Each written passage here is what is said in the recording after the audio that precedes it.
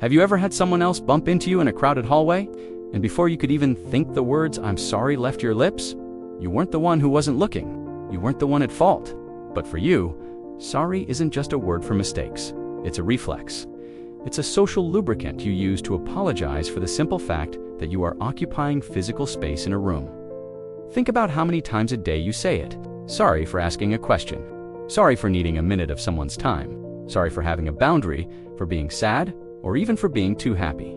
It's as if you are constantly walking on a floor made of thin glass, terrified that the mere weight of your presence will cause everything to shatter. If you feel like your life is one long apology for being alive, this is for you. This isn't about being polite. There is a deep, painful difference between manners and when you apologize for existing, what you are really saying is, I hope my presence isn't a burden to you. You have convinced yourself that you are an inconvenience glitch in everyone else's perfectly smooth day. You move through the world like a ghost, trying to leave no footprints and make no noise. You wait for the right time to speak, but the right time never seems to come. It never feels right because someone else is always louder, more important, or more entitled to the air. You shrink your shoulders, you soften your voice until it's almost a whisper. You fold yourself into the smallest possible version of yourself just so you don't accidentally bump into someone else's ego. You treat your own basic human needs like a secret crime you're trying to hide from the authorities. If you need help, you wait until it's a full-blown crisis because you don't want to bother anyone with your problems. If you have a different opinion, you swallow it until it tastes like bile because you don't want to cause trouble. You have become a master at emotional camouflage, blending into the background so well that you've started to disappear even from yourself. This habit didn't start today. It started a long time ago, in a place where your voice didn't feel heavy enough. Somewhere along the line, you were taught that your value was tied to how easy you were to deal with. You learned that being low maintenance was the only way to ensure you were loved, or at least tolerated. Maybe you grew up in a house where emotions were explosive, and you learned that silence was the only true safety. Maybe you were the good child, the one who never made a fuss and handled everything alone, the one who was praised for being invisible, for being so mature, while everyone else was falling apart. You learned that love was conditional on you not having any messy needs of your own. You became an expert at reading the emotional weather of a room the second you stepped across the threshold. If someone was angry, you apologized for the temperature. If someone was stressed, you apologized for the silence. You took the blame for things you didn't do just to lower the tension in the house for a few minutes. You became a peacekeeper, but the only peace you were keeping was everyone else's, ever your own. Inside, you were at war with your own right to be heard, and that war has never truly ended. Now, as an adult, that internal child is still running the show, terrified of making a sound. Every sorry you utter is a quiet plea for permission to stay in the room just a little bit longer. The problem with apologizing for your existence is that eventually the world starts to believe you. When you treat yourself like an inconvenience, people live in well-meaning ones will eventually treat you like one. 2, they won't ask for your opinion because you've spent a lifetime pretending you don't have one. They won't consider your feelings because you've spent so much energy convincing them you're fine. You end up in one-sided friendships and relationships where you do all the heavy lifting and none of the receiving.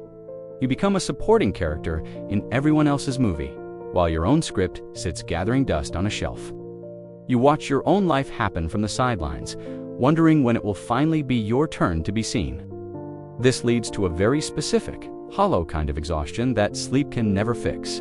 It's the fatigue of constantly monitoring yourself, of being your own harshest prison guard. Am I being too loud?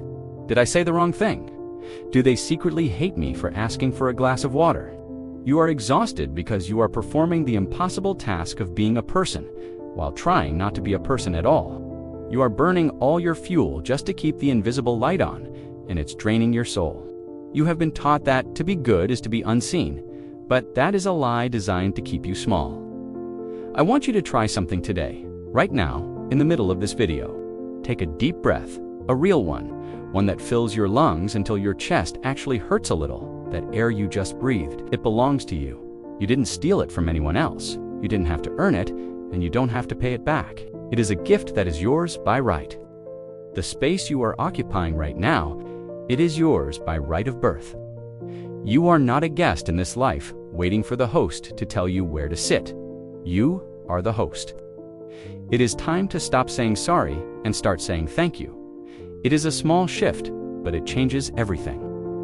Instead of sorry for being late, try thank you for waiting for me.